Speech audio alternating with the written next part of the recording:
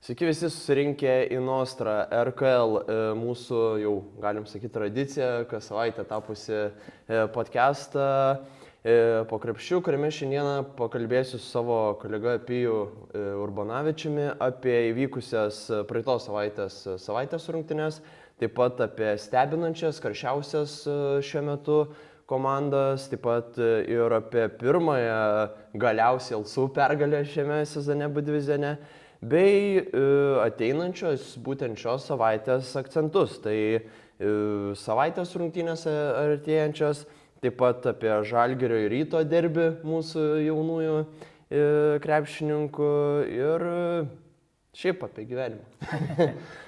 Tai Pijau, kaip tau sekasi, seniai girdėtas, matytas jau?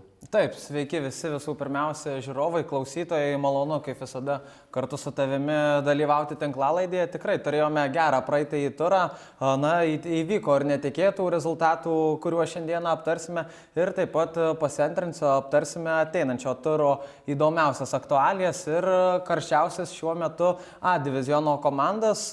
Manau, nieko nelaukia, galime pradėti ir šokti į šios dienos epizodą nuo turbūt didžiausio netikėtumo praeitajame ture VDU komandos užtikrintos pergalės prieš Kėdainių sporto centro komandą. Ką, Juozai, gali pasakyti apie tos dienos rungtynes?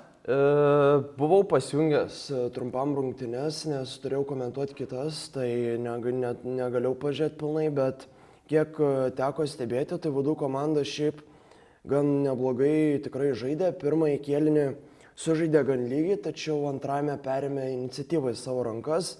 Buvo pirmavė ir dviženklių vienu momentu net skirtumu.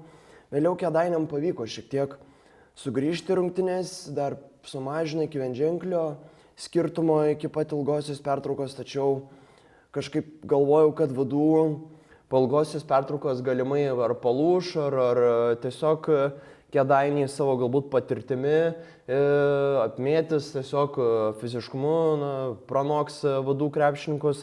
Bet taip nenutiko, VDU rodė toliau gerą energiją, buvo puikiai paruošę planą rungtynėm, viską, manau, išpildė ir tikrai treneris VDU, manau, buvo labai patenkintas savo komandos pasirodymu, nes ir prieš vieną iš geriausio puolimo komandų vos prasilysti 67 taškai ir patys suvertė vienai tikrai iš geresnių gynybinių komandų 86. Tai tikrai, manau, galbūt net galim konstatuoti, kad tai galbūt net geriausios VDU rungtynės šiame sezone, įmant visas komandas pagal lygį ir visus kitus.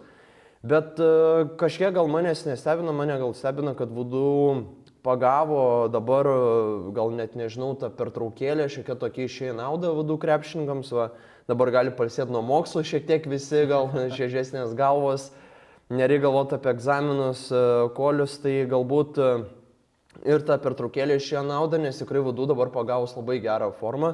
Buvo per plauką vos nenugalėta Tauragės komanda, vos vienu tašku pačiam rungtynių gale buvo nugalėti druskininkai, irgi po labai atkaklios kovos, tačiau buvo druskininkai turėjo net šansą laimėti, tačiau VDU sužaidė atkarpai, neklystų, tose rungtynėse svečiuose ar 7-0 ir iškovojo pergalę. Dabar nugalėti Kėdainiai, tai po truputį studentų komanda pagauna gerą bangą ir jei taip ir toliau, tai manau taps vis labiau dar konkurencingesnė ir jei taip ir toliau važiuos tokia pačia sėkminga tekme, tai nenustepsiu, kad gali VDU komanda visus nustebinti ir šoktelti gal net ir į top 10 sezono gale. Tikrai taip, noriu užtikrinti VDU komandą vietą play-offuose, galime tą ir matyti.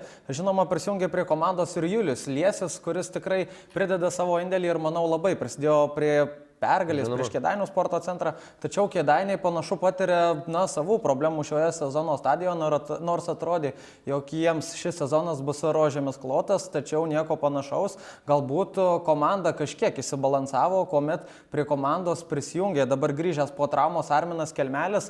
Antrose rungtynėse iš eilės Rokas Ūzas nedemonstruoja galbūt labai įspūdingo pataikymo žaidimo. Praeitose rungtynėse 2 tolimi metimai iš 13, nors šiame sezone meta beveik 40% taiklumu iš toli Rokas Ūzas, galime matyti ir Laurynas Danielius.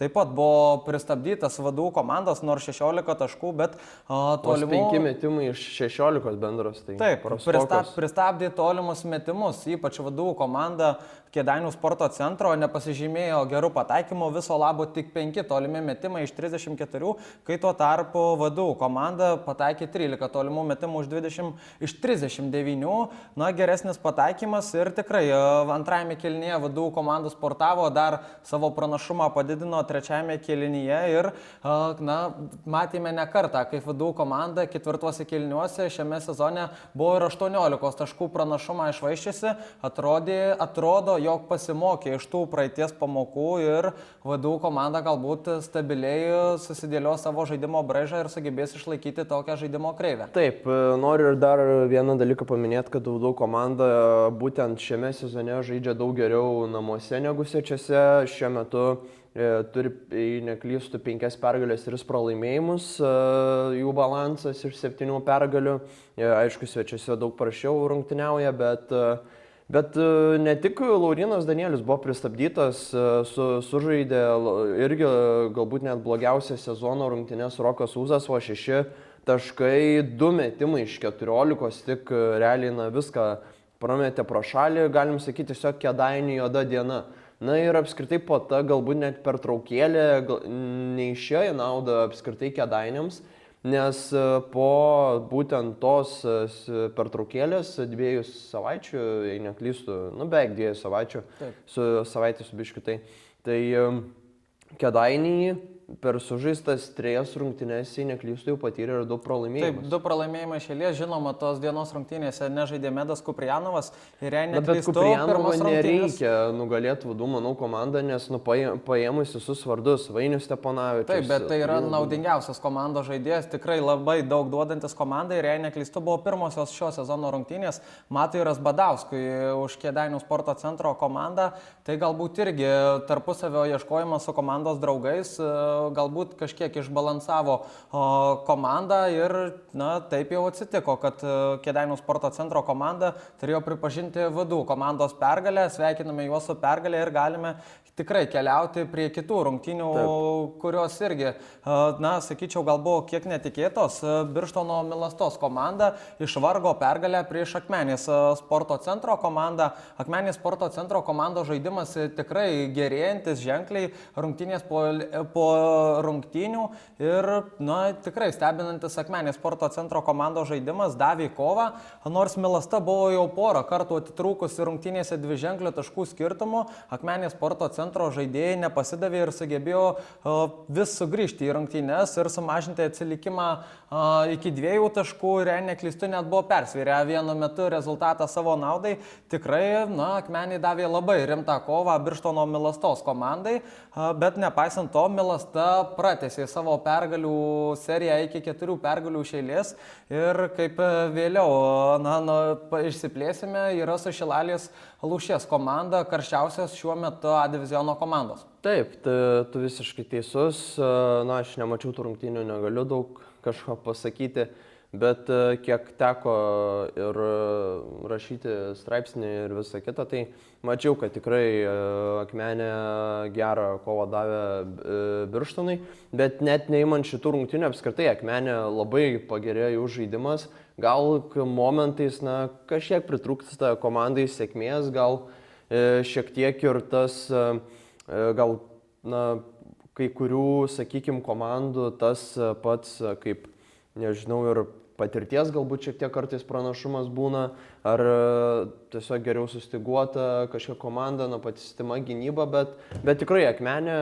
stebina, sakyčiau, taip, galbūt pergalėje nerenka, bet pats tas žaidimas, duodama kova tikrai mane stebina ir po kol kas bent, jei taip ir toliau išlaikys tokį patį žaidimą, gerą kovą, tai tikrai manau Akmenė dar gali drąsiai pakovoti dėl išlikimo lygoje, iš A divizione turiu omeny, tai Tai ja, tikrai, bet ir druskininkai tie patys irgi, nors ir jie pralaimi toliau, nepavyksta pergalės pasimti, bet irgi Biržams buvo labai geros rungtynės, su Vadų komanda buvo, su Tauragėnu, realiai dabar su visom komandom, kiek žaidė, komanda daug geriau atrodo ir duoda gerą kovą, tai tos, sakykime, pirmos pusės ir dabartinės outsiderės, tai tikrai stebina ir, na, be kovos nepasiduoda. Tikrai taip, išsiplečiant apie druskininkų komandos vaizdą, tikrai, pasikeitė sudėtis, nemaža dalis sezono eigoje, bet panašu, jog, pasipildžiusi druskininkų komanda tikrai gerina žaidimą ir visą savo žaidimo kreivę kelia į viršų.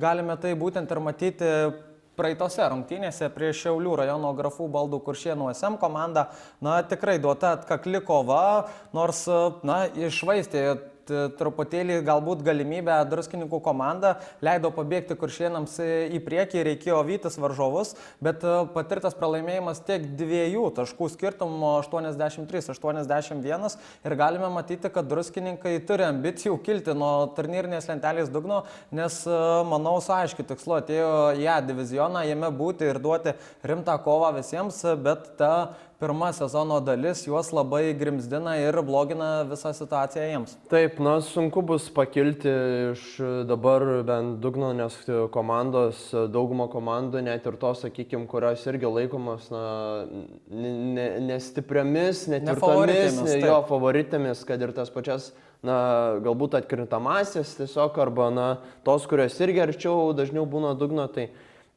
net ir jos dabar yra pagavusios gerą bangą, gerą žaidimą, tai turiu omeny Vadų komandą, ta pati Ryto komanda daug geriau pradėjo rungtyniauti ir Žalgirio, tai tas komandas prisivyti druskininkams, reikia dabar jau nuo šios būtent minutės, nuo šios dienos pradėti kuo daugiau rinkti pergalių, nes jie ir toliau pilsis pralaimėjimai.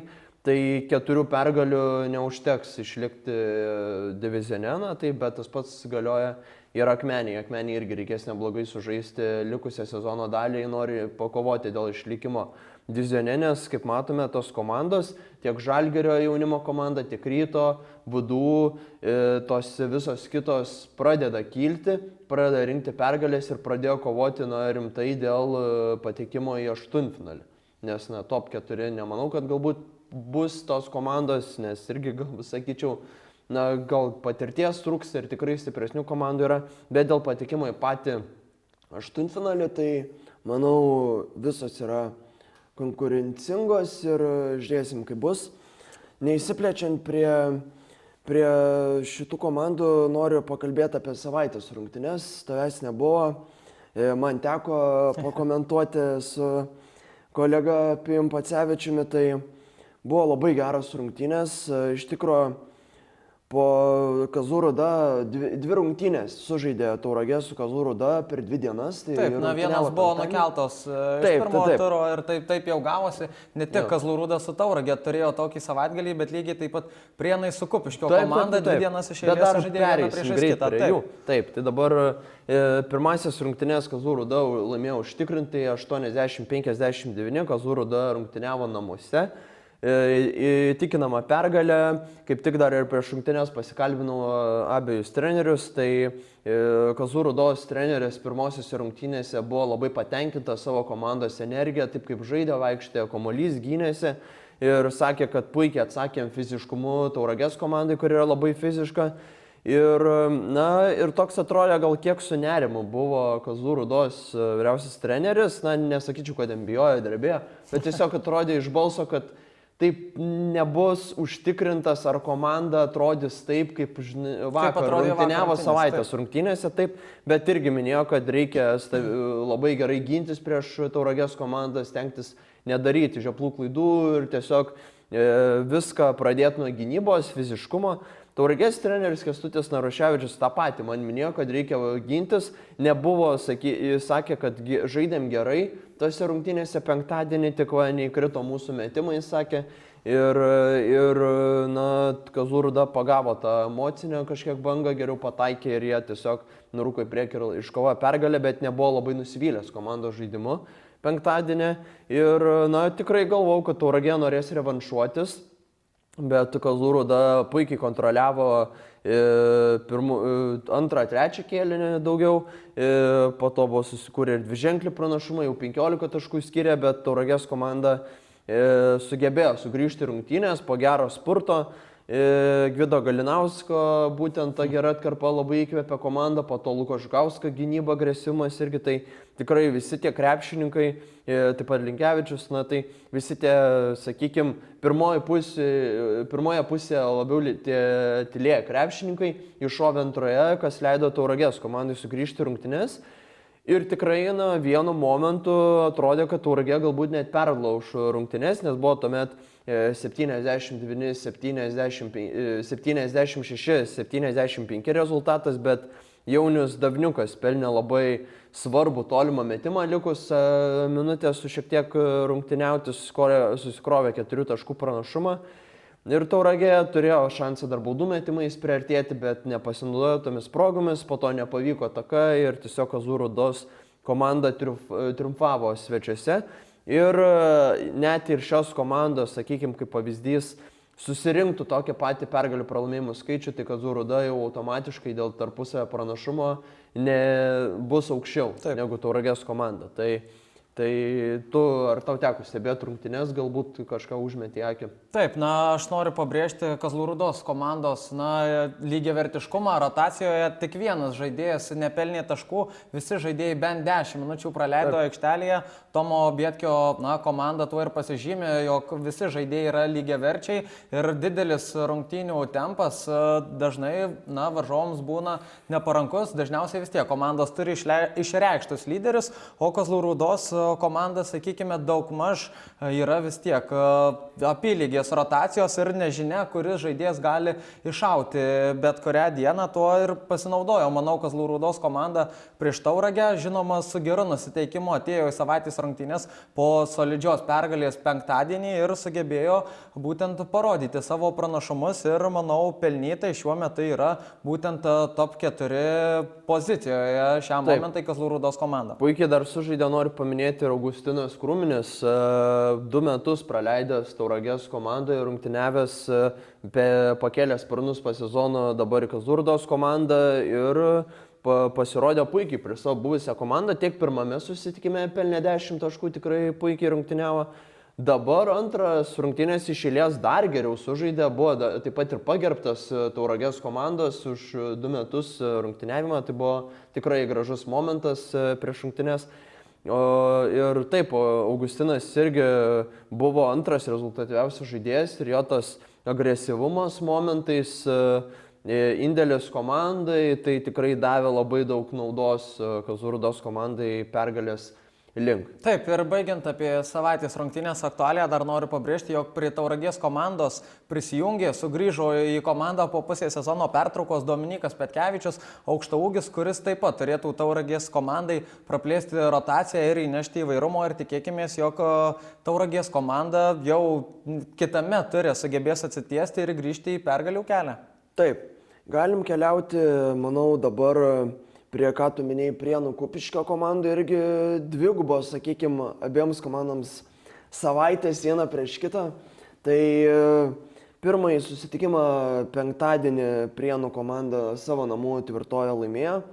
Antrąjį Kupiškis atsitęsė galiausiai po 4 pralaimėjimų iš eilės ar 5, kas Kupiškį nubloškė šiek tiek turnyrinės lentelės antrą pusę daugiau, nes tikrai pirmoji sezono pusė Kupiškis tikrai neblogai atrodė ir atrodė, kad ta komanda, kurioje gali varžytis galbūt ne dėl kelialapio į finalinį ketvirtą. Dabar ta prastesnė atkarpa gal kiek išmušė komandą iš vėžių po tos pralaimėjimus, ypač prieš Akmenės komandą, kur tikrai buvo netikėtas, bet dabar šita pergalė prieš Prienų komandą tikrai gali būti tas atspirties taškas, kuris leis Kupiškiui vėl pakilti, atgauti pasitikėjimą savimi ir judėti į priekį. Daug negaliu apkalbėti apie šias rungtynes, nes neteko jų matyti, bet tikrai kas mane stebina iš Kupiškio komandos, tai Tautvydas Aleknos puikia forma, 4 rungtynės iš eilės visiškas yra komandos lyderis. per 5 net rungtynes, per pirmas 3 rungtynės buvau pasižiūrėjau jo vidurkis, buvo renkamų taškų net 20, dabar per pastarąsias 2 rungtynės buvo apie 16-15. Tai tikrai šis jaunasis krepšininkas galintis žaisti ir lengvojo krašto, ir momentais atakuojančio gynėjo pozicijose, kol kas rodo puikią formą, jei praeitame sezone turėjo tokį labiau paprastesnį tokį vaidmenį, tai šiame sezone yra įsikovojęs visišką trenerio pasitikėjimą ir demonstruoja puikią fizinę formą ir tempia komandą į priekį, nepaisant to net ir komanda buvo pralaimėjusi ar dabar laimė. Tikrai taip. Na ir dar pridėsiu, jog abiejas dienas abi komandos atrodė visiškai kardinaliai skirtingai, jei Prienuose rungtyniaujanti Prienų komanda visas rungtynės kontroliavo daugmaž žaidimo eigą.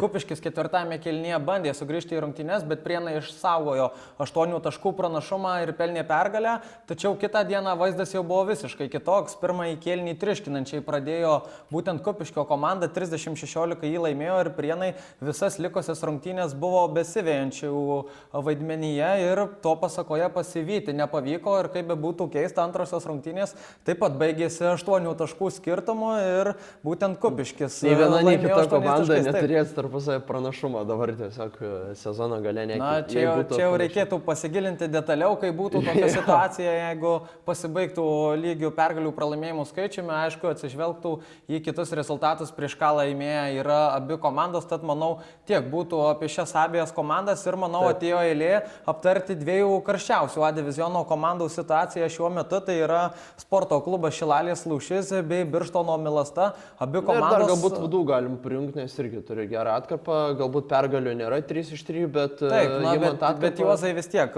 tai vis tiek skirtingų lentynų dar komandos. Taip, jei pirmą, tai tu teisus. Tai nežinau, galim pradėti galbūt nuo Šilalės komandos, kuri tikrai stebina pastaruoju metu. Nežinau, kiek daug, sakykime, prieš sezoną tikėjosi šios komandos, kad tai pradės dominuoti. Dabar pasižiūrėjus, tai prieš nuo to laiko 21 dieną prieš pat šventes, kai sužaidė prieš Kazlų Rūdos komandą ir iškovojo pergalę Šilalė, tai dabar fiksuoja 4 pergalių seriją. Ir, aišku, tos visos pergalės buvo vienženklių skirtumų, išskyrus su Kazlų Rūda, bet, tikrai stebinanti, kai būna eini rašyti straipsnį, žiūri Šilalė vėl laimėjo, tai galvoju, wow, iš tikrųjų tiek Šilalė gerinasi pozicijas turnyrai lentelė ir, manau, kovoja dabar dėl top 4 to komandų stipriausių ir, manau, tikrai, jei ir tęs tokią pačią formą Šilalė, tai tikrai, manau, gali įsitvirtinti net ir top 4. Aišku, tų oponentų daug, kurios tos sieks komandos, bet taip kaip demonstruoja formą, kaip taip žaidžia visos, tai manau yra rimti pretendentai, galbūt net ir dėl Final Four. Tikrai taip, ir viso to pagrindinis, sakyčiau, kaltininkas yra Nedas Vydmantas, kuris šį sezoną dar labiau yra patobulėjęs, renkantis po 18,5 taško per rungtynes.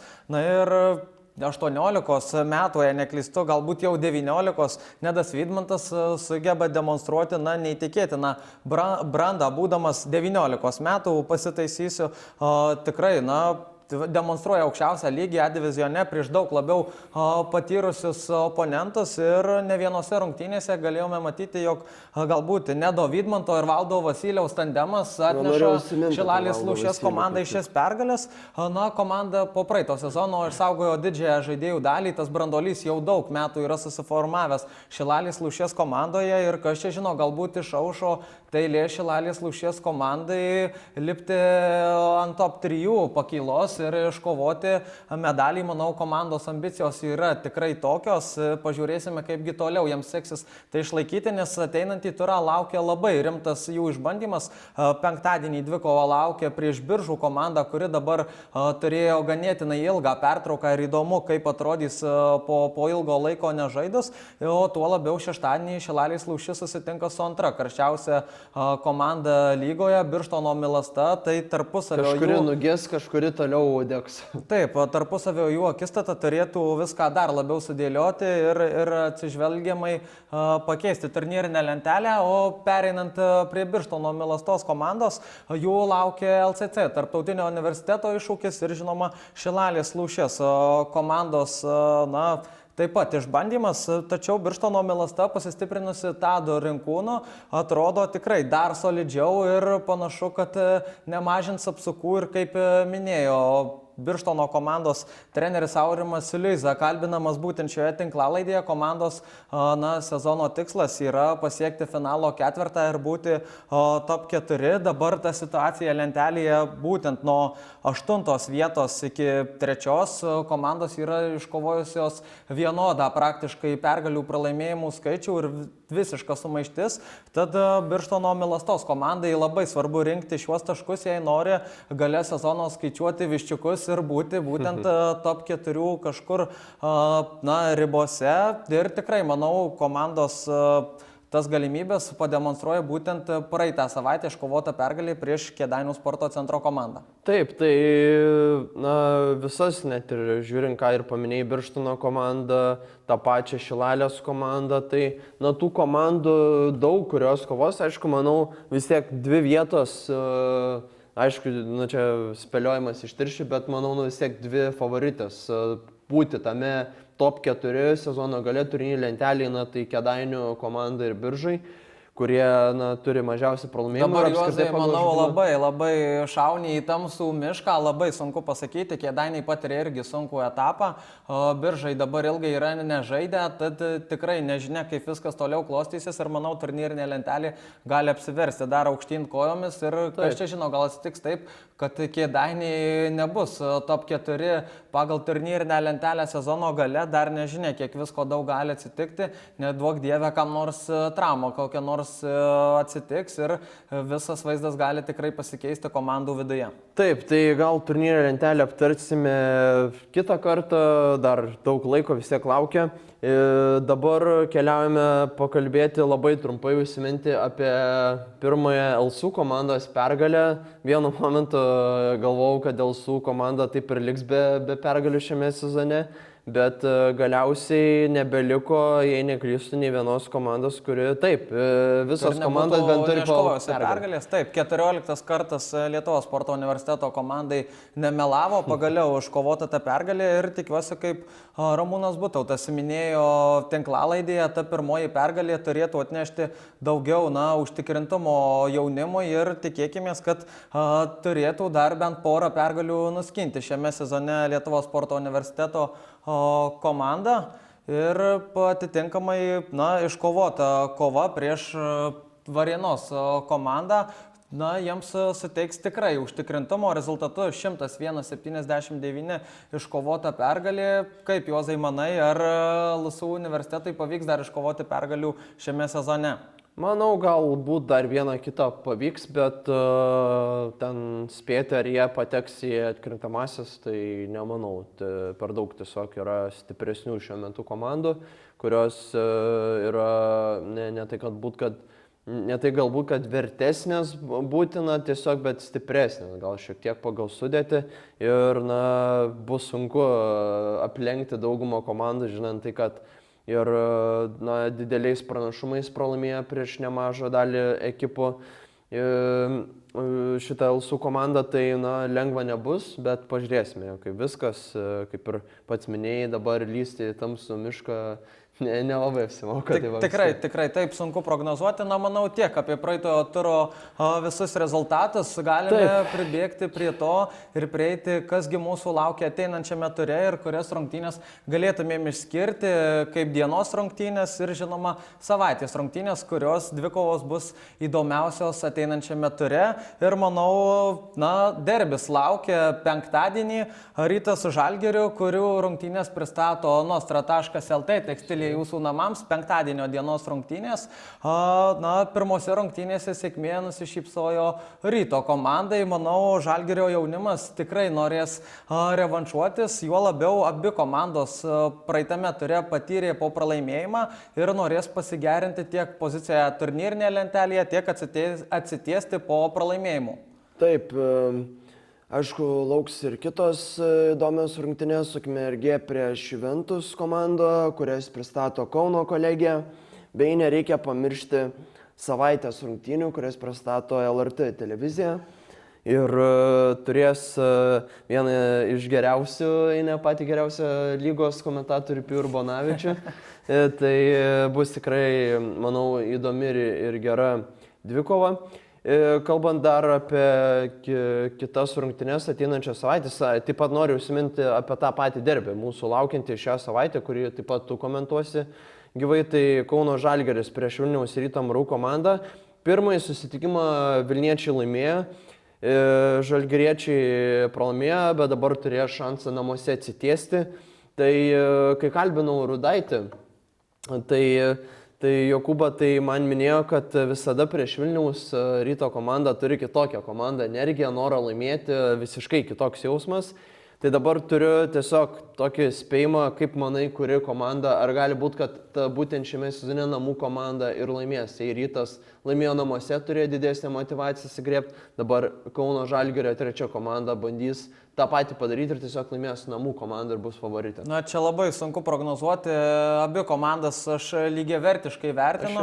Žinoma, turės šiokį tokį minimalų pranašumą Žalgirio komanda savo namų salėje. Green White Boys susidėjo? Taip, galbūt ir gausus fanų būrys susirinks, tikėkime, jei susirinks gausus fanų būrys, tai žaidėjų neišmuš iš koncentracijos ir nesuteiks papildomo jaudulio prieš rungtynes ir tikiuosi, įtemptos kovos ir iki paskutinės atakos žaidimo, kuri komanda bus pranašesnė. Taigi, net nežinau, kuri komanda galėtų būti pranašesnė ir pasimti pergalę tos dienos rungtynėse, nes laukia tikras derbis ir jaunimas tai jaučia viduje, manau, užtikrintai. Taip, ir dar vienas, ką norėjau paminėti, tu komentuosi ir savaitės rungtynės Prienuose prieš tą pačią Kauno Žalgiris 3 komandą. Tai kaip manai, ar Kauno Žalgirio komanda turi kažkokius šansus pasimti pergalę Prienuose ir manai, kas bus svarbiausia abiejose komandose ir kokios stiprybės? Manau, savaitės rungtynės irgi bus atkaklios, nes abi komandos ir Prienų Tekodenta prieš tai dieną žaidžia rungtynės savo namų salėje, jei neklystu, neišvykoje rungtyniauja Prienai, taip, rungtyniauja su Raseiniais, prieš Raseinių komandą, taip, tad abi komandos bus rungtyniavę vakar dieną, tad apylygiai jėgos turėtų pasiskirstyti, abi komandos patiria sunkumus antrą dieną atsižvelgiant į žaidėjų atsistatymą, tad manau jėgos turėtų būti lygiavertiškesnės. Žinoma, Prienai turi daugiau patirties savo bagaže, jaunimas galbūt pasinaudos tuo jaunatviškumu ir kas čia žino, galbūt jų demonstruojama ištvermė atneš sėkmę rungtynėse Prienuose, bet net nebejoju, tikrai laukia įdomios, įtemptos ir akiai gražios rungtynės, kurias galėsime stebėti per portalą lrt.lt ir žinoma Baltikum bei Init televiziją. Taip, Kauno Žalgirio, manau, jei Prienų komanda įsivels į Kauno Žalgirio žaidimą, tą jauną, greitą, energingą, su daug metimų, bet nes ir Prienų komanda mėgsta, tai manau bus sunku ir gali būti labai lygiavertė kova, tačiau Prienai pademonstruos gerą gynybą, aišku, Kauno Žalgirio gynybos irgi nenuvertino, irgi gerai visai ginasi. Bet Prienų komanda turi daugiau kažkiek patirties, sakykime, savo komandoje, tai jei Prienų komanda duos tą fiziškumą ir išmuš iš vėžių Žalgirio jaunimą, tai tikrai turi šansą gerą pasimti pergalę. Ir, tu, kaip suprantu, ir komentuosi tas dviejas rungtynes. Taip, tai kviečiu visus su malonė stebėti tiek YouTube, tiek savaitės rungtynės LRT.lt, žinoma per Init ir Baltikum televiziją.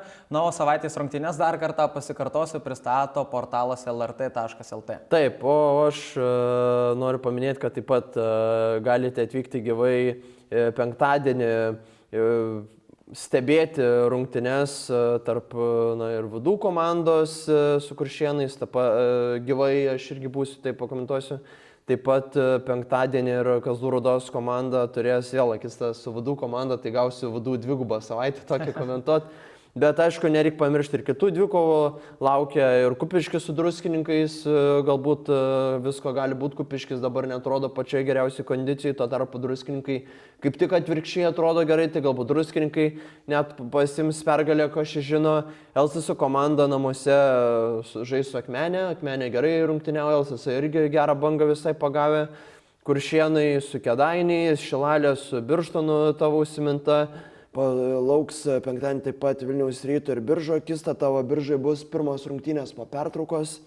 Tai manau, Ryto galbūt komanda neturės tą šiokį tokį pranašumą, tą formą, įgavę galbūt geresnį Tauragė prieš Kupiškiną, tikrai labai daug dvikovų, visus, kaip ir minėjau, kviečiu stebėti ir nežinau, ar turi kažką pridurti, gal kokį palinkėjimą fanams. Turiu dar vieną dalyką pridėti, reikia neužmiršti B diviziono, laukia labai gera dvikova, Ukmergės SC Jusema komanda, rungtyniaus prieš Utenos Juventus, Dauniškio prekybos komanda, tikrai laukia gera kova, susitinka B diviziono A grupės turnyrinės lentelės stiprios tikrai komandos ir būtent šias rungtynės kviečiame taip pat stebėti ir ją išskiriame kaip geriausią ir atkakliausią dvikovą laukiančiame ateinančiame B diviziono ture.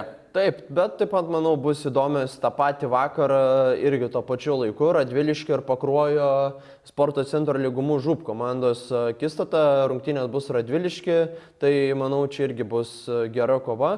Taip pat noriu paminėti iš B diviziono ir VKKM Neptūno ir Kauno rajono Tornado Komitauros komando akistata. Tikrai abi jaunimo komandos gerai visai atrodančia šiame sezone, ypač Neptūnas. Tikrai, manau, visus galbūt net ir nustebino.